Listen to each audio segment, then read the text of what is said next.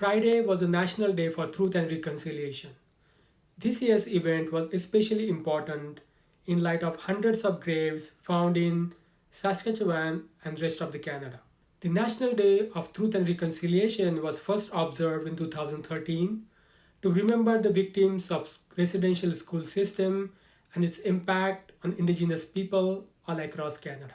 The city started observing the day last Tuesday when Mayor Jeff Lehman raised the Every Child Matters orange flag at the City Hall in presence of Elder Ernestine Baldwin and Samantha Kinoshameg of Barrie Native Friendship Center.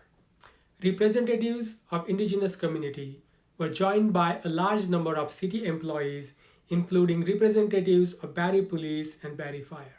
On Friday, hundreds of Indigenous and non-Indigenous people gathered at Spirit Catcher in Barrie to remember the children who never returned home.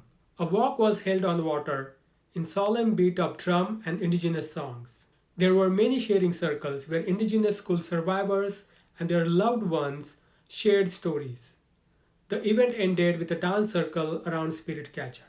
Follow the timestamps in the description below to jump to the relevant section of the video.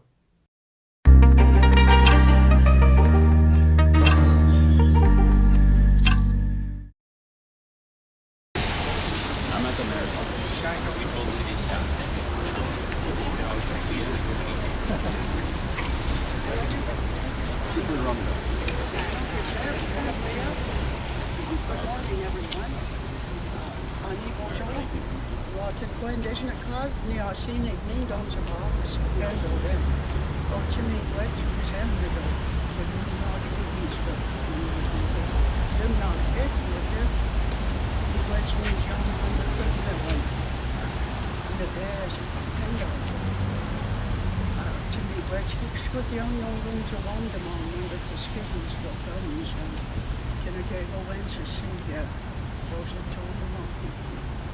I'm glad we couldn't run on it. You've been on here. Because I was wild over there. We look on it. Key West. So, we're there on the shot.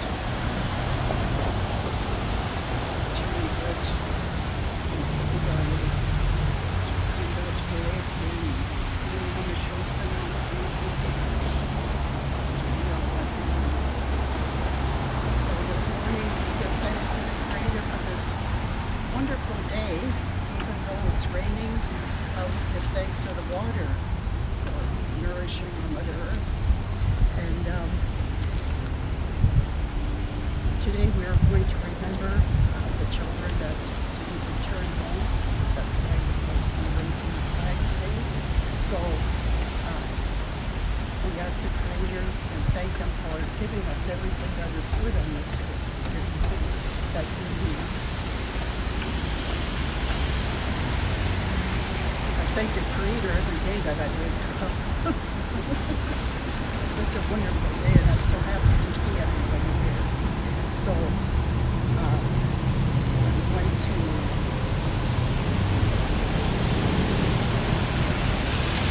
my feelings about truth and reconciliation. On this anniversary, the finding of those graves of the children who did not return home to their communities. We raise this flag so that we remember that every child matters. Our children are gifts of the Creator. We are responsible for their care and safety.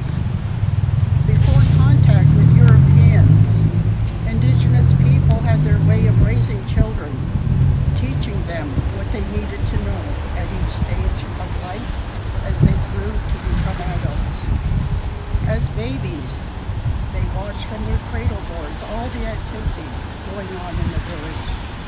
Children were allowed to be free, to run, to play, even to get hurt, but always in the eyes of many aunties and uncles.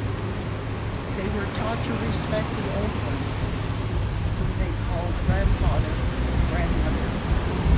Teachings of bad behavior was told by storytelling. Children were not physically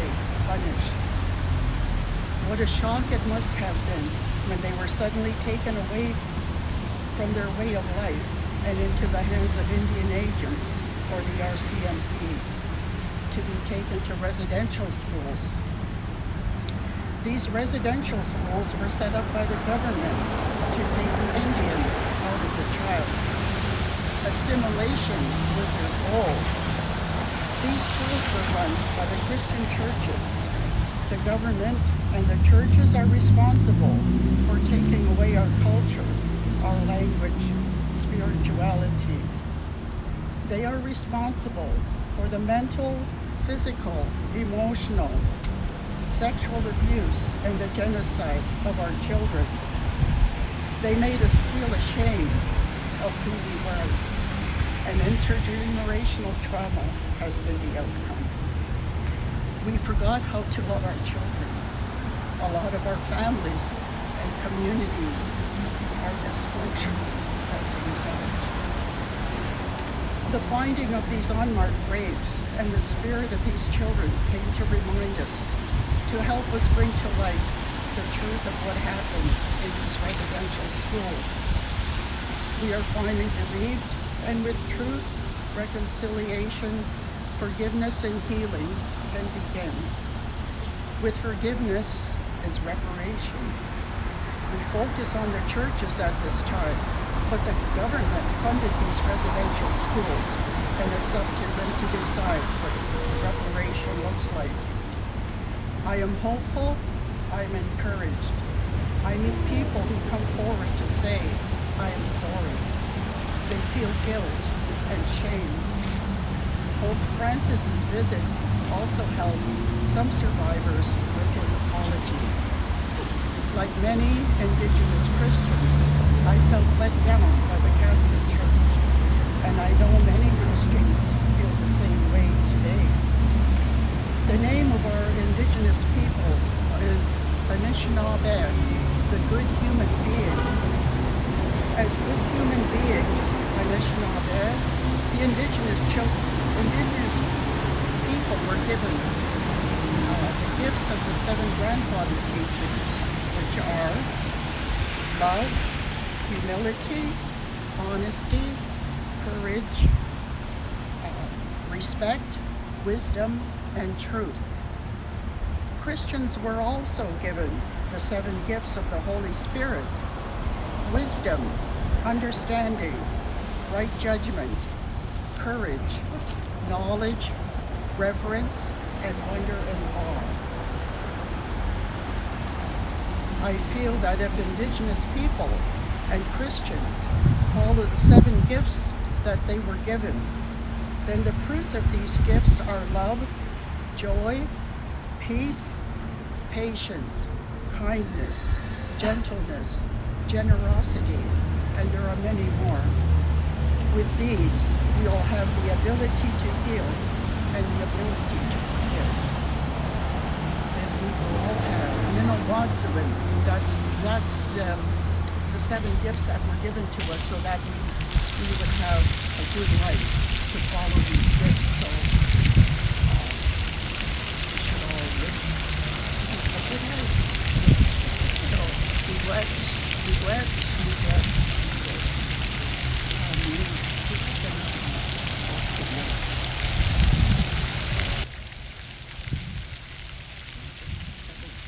Sure, I'll say something. Big watch, Ernestine. It's really lovely to hear your words and to always have you around. Speaking Anishinaabe in the Ojibwe language, which a lot of our people who attended residential school were not allowed to share or to learn. From personal experience, both my parents speak Ojibwe, but because of the way we grew up, I'm not fluent the way my parents were. And having my dad attend residential school and my grandmother, I have a bit of a different, unique perspective on the situation. And that's one of the things that we actually don't hear a lot about, is about really what their experiences were. We hear the generalities, because that's one thing that our parents and our grandparents do not want to burden us with. They do not want us to know and really truly understand the trauma that they experienced. And so what we have been forced to do which isn't a terrible thing, is to actually develop intergenerational resilience. And that's, being able to stand here today, proud of my culture, proud of where I live, happy to be here, and to be able to share that aspect and really help my own children and the children of our community grow and develop, and so that they can have the more positive experiences of doing that. So that's why, I didn't even introduce myself. But it's one of the things that I have the honor of being a part of as being the executive director of the Barrie Native Friendship Center just up Bayfield. And I'm really grateful to be here. I'm really grateful to the mayor and the MP and the MPP's office to be here, because I think it's really wonderful that we can actually share these aspects and these moments. So I just want to say miigwech. Thank you. Thank you, Samantha, and thank you so much, Elder Ernestine. Thank you for those words. Just before I ask the representative of the provincial and federal government to speak on behalf of the non-Indigenous community, I want to acknowledge that we are on the traditional lands of the Anishinaabe people. And as we start every meeting of City Council and General Committee with, we need to remind ourselves that these are the traditional lands of the Anishinaabe. The Anishinaabe include the Odawa, Ojibwe, Potawatomi nations, collectively known as the Three Fires Confederacy. And at the city, we are committed to honoring Indigenous history and heritage and history, and we are committed to moving forward in the spirit of reconciliation with all First Nations, Métis and Inuit people. I want to ask Sarah Taylor to speak on behalf of John Brassard and Catherine Chabot to speak, and then I'll say a few things as well before we continue. So, Sarah, do you want to speak on behalf of John? Sure. So, on behalf of MP John Brassard, we live in the House of Commons, and he asked me to come down to be present for this, so this is a very important issue. And we'd like you to say, in recognition of National Day of Truth and Reconciliation on September the 27th, 2022, as a federal member of Parliament for Barrie Innisfil, John would like to recognize the flag raising for National Day of Truth and Reconciliation. As we raise the flag to help bring awareness and recognition to honor the children who never returned home and the survivors of residential schools who live with the memory. Let us use this day and every day to educate and remember those impacted and those who continue to be impacted by generational trauma. I'll turn the mic back. Thanks, Sarah. Catherine. On behalf of MPP Andrea Khanjin, we wanted to be here today and is in full support of the Barrie Native Friendship Center. This is a school. So it is with my greatest honor that I would like to thank the Barrie Native Friendship Center for providing the opportunity this morning at the Every Child Matters flag raising to pay tribute to the intergenerational survivors and to commemorate those who didn't return home. We will continue to support and provide opportunities for the people of Barrie to recognize the impact of the residential school system, learn more about their lasting legacy, and reflect on how we can move forward together. So once again, I would like to thank you for everything. I should have, at the beginning, introduced, we have many members of the Indigenous community here today, and Elder Baldwin and Samantha.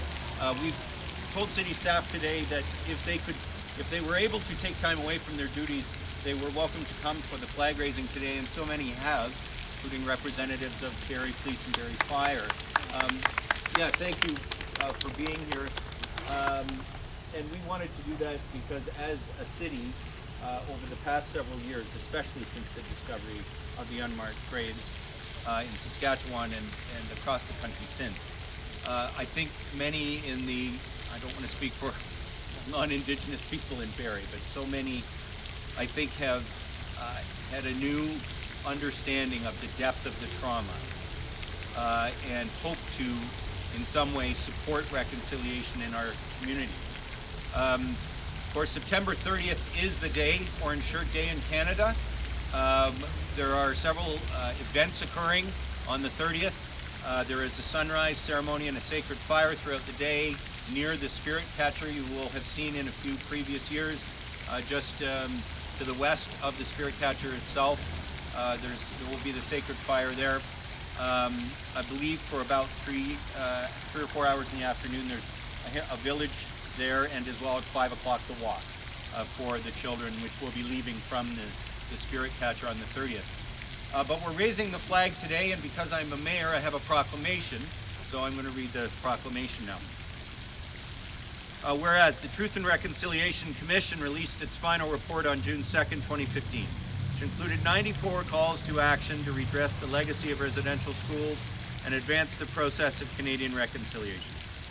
And whereas the discoveries of remains and unmarked graves across Canada have led to increased calls for all levels of government to address the recommendations in the TRC calls to action. And whereas all Canadians and all orders of government have a role to play in reconciliation. Whereas Recommendation 80 of the Truth and Reconciliation Commission called upon the federal government, in collaboration with Indigenous peoples, to establish as a statutory holiday a National Day for Truth and Reconciliation, to ensure that public commemoration of the history and legacy of residential schools remains a vital component of the reconciliation process. And whereas the federal government announced September 30th as the National Day for Truth and Reconciliation, National Orange Shirt Day, and a statutory holiday. Therefore, I, Jeff Lehman, Mayor of the City of Barrie, do hereby proclaim September 30th, 2022, as the National Day for Truth and Reconciliation, National Orange Shirt Day, and commit to sharing the stories of residential school survivors, their families, and communities.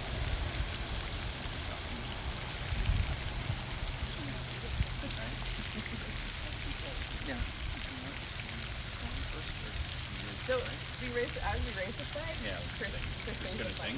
Okay.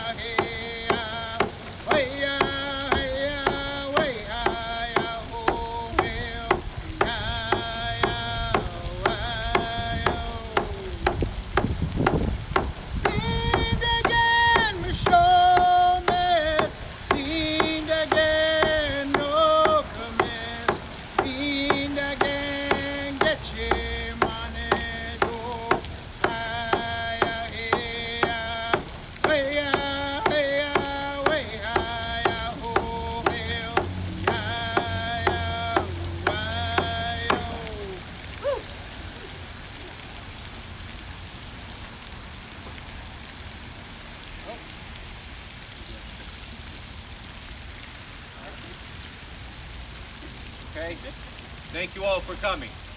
And the rain held off. Please do participate if you can on the 30th. We had a very good turnout of people from across the community 2 years ago and again this year, or last year, and I hope to see many of you again on Friday. So thank you for coming today.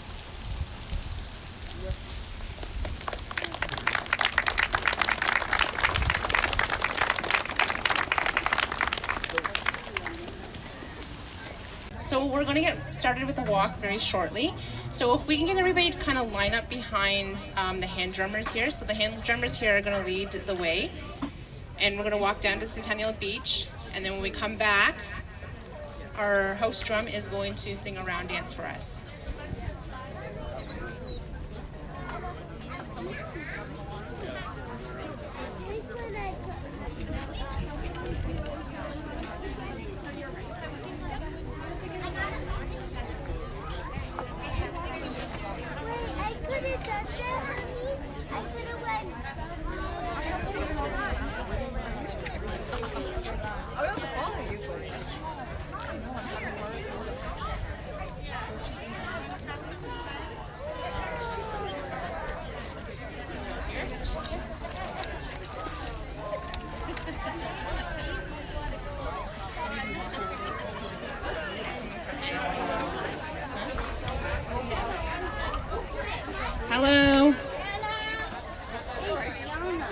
Again, sorry if you didn't hear me. If we get everybody's attention, please. So we're going to start our walk down to Centennial Beach. We are going to be led by the hand drummers here, so if you can follow in behind the hand drummers, that'd be awesome.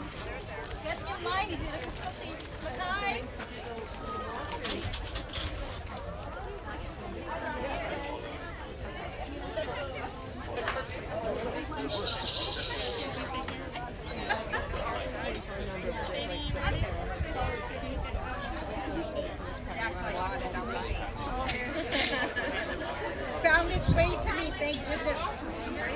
Yeah, me too. I would have to use my shaker. Okay. Absolutely. Yeah. Yes.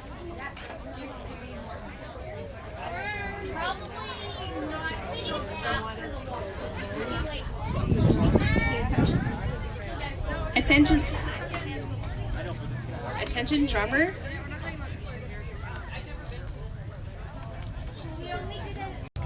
Sorry about that. So our host drum is going to drum us out. And I want you to keep in mind why we're walking today. We're walking for the children that never made it home. We're walking to honor our grandmothers, our mothers, grandfathers who attended residential school. So this is a time of remembrance and a time to honor those children. So with our walk today, we're wanting to honor the children with how many steps we take today. So how many people are in our group to walk? The kilometers that we're going to rack up today, which represents all the children that tried to make it home. So again, just keep in mind while we're walking today, and keep those children in your minds and in your hearts. And we're going to get started. Gwitch.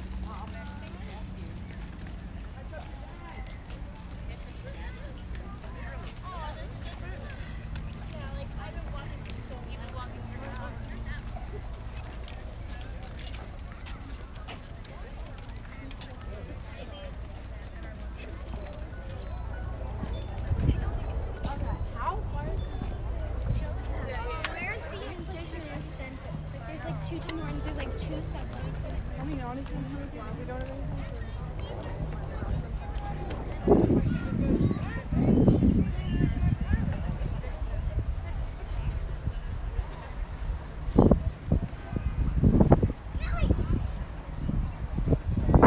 Okay, so we're gonna get started with a round dance. If you've never done a round dance, it's very, very easy, very, very simple. You don't need no fancy footwork. It's you'll join hands, we'll make a big circle, and it's a side step. We're just waiting on a few more people to file in, and then we're going to do the round dance.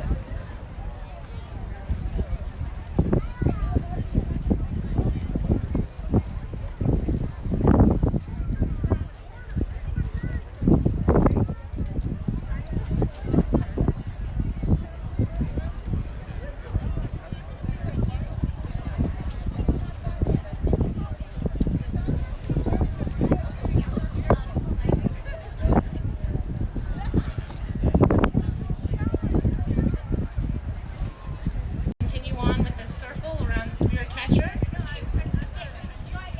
If you're too far from your neighbor, you gotta squish out. And we're gonna join hands here.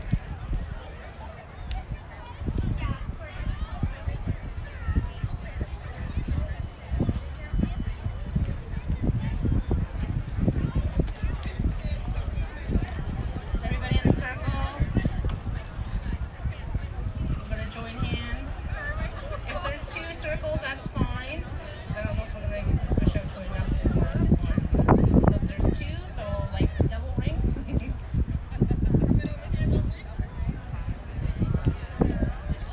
Yes. Okay, so we're going to move to your right. You want to do a practice step? Okay. okay with it? 1, 2, 3. Move to your right. 1, 2, 1, 2, 1, 2. See, easy, right? Okay, so we're gonna ask Mixed Tribe if they can take it away.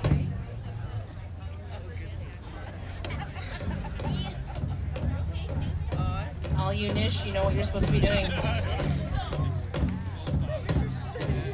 Move to your right. Move to your right.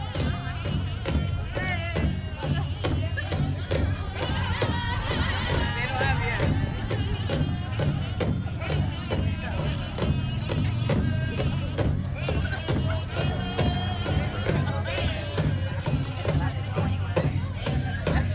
We got a big circle here. What are you doing?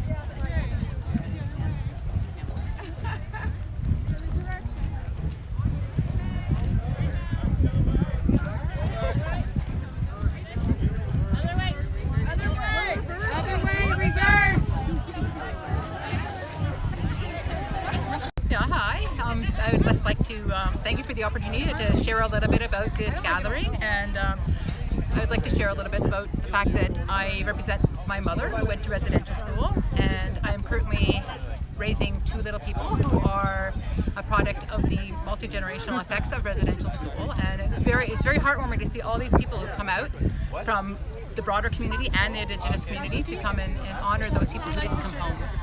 It's a fine opportunity to remember the people, and because there was a lot of them who didn't come home, and those who came home broken. And so movements like this help people heal and move towards wellness, and it does my heart good. And I really appreciate the fact that I see that people from other communities are here to celebrate with our celebrator, honor the situation as well, honor those who didn't come home and those survivors. Thank you. Yeah, thank you. And I was reading that every single Indigenous person is affected by residential school, whether they are themselves went to the school, their parents or their grandparents, went to the school. Or family members, because there are some people who may not have gone, but they may have had family members who have gone, right? So yeah. Like I know for myself, my grandmother went, my mother went, and they had 10 siblings, my mother, and 9 of them went to residential school. And there's only one sibling left, and that's her great-grandma. Hi. And then what do you see the future of reconciliation? I what do you hope. expect? I see hope, and I think that every day we make a little bit more inroads, and I think that the more awareness and the more acceptance that there is from the broader community that they have benefited and maybe perhaps even profited from the colonization and the acts of the government against Indigenous peoples, right? Because the whole purpose of the residential school was to take the Indian out of the child, right? To take their culture out of them, to try to make them part of the broader community, right? And you can't do that to people, right? You can't break their spirits and their hearts, and and steal their languages and steal their culture, because it was definitely an act of genocide. And I think that we have to call it what it is and acknowledge that it happened, and we all have to work together to make that reconciliation, right? To mend those fences and to let the healing happen, because even the oppressors have to heal too, because because there's sorrow in that as well, right? So. Thank you. And your name, please? Valerie Wood. Thank you so much. Yes, thank you.